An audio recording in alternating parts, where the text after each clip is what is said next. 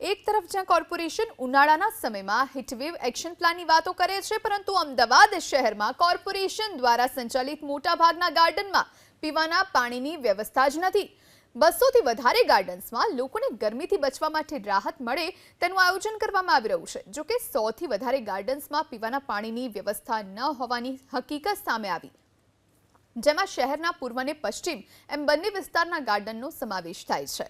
શહેરના સ્ટેડિયમ વોર્ડમાં આવેલા વંદે માતરમ ગાર્ડનમાં એબીપી અસ્મિતાની ટીમ પહોંચી, જ્યાં પાણી માટે વોટર કુલર અથવા તો બંધ હાલતમાં વોટર કુલર નજરે પડી રહ્યું છે, જેથી અહીં આવતા લોકોનું કહેવું છે કે ગરમી હવે વધી રહી છે ત્યારે ગાર્ડનમાં ઠંડક તો મળી રહી છે, પરંતુ પાણી નથી મળતું।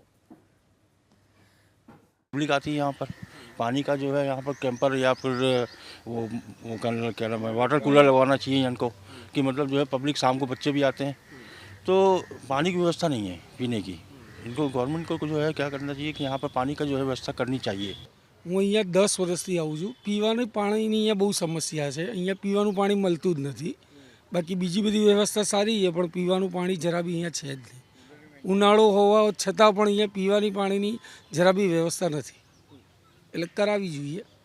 અહીંયા પીવાના પાણીની વ્યવસ્થા માટે એક કુલર મૂકેલું છે, પણ એનું મેન્ટેનન્સ બરાબર નથી, એટલે લોકોને તકલીફ પડે છે। અને અમુક સાધનો છે ને, અમુક છોકરાઓ આવે છે વસાહતમાંથી ને બધાથી, એટલે લોકો તોડીને તૂટી જાય છે બધા, એટલે એનું મેન્ટેનન્સ બરાબર થતું નથી।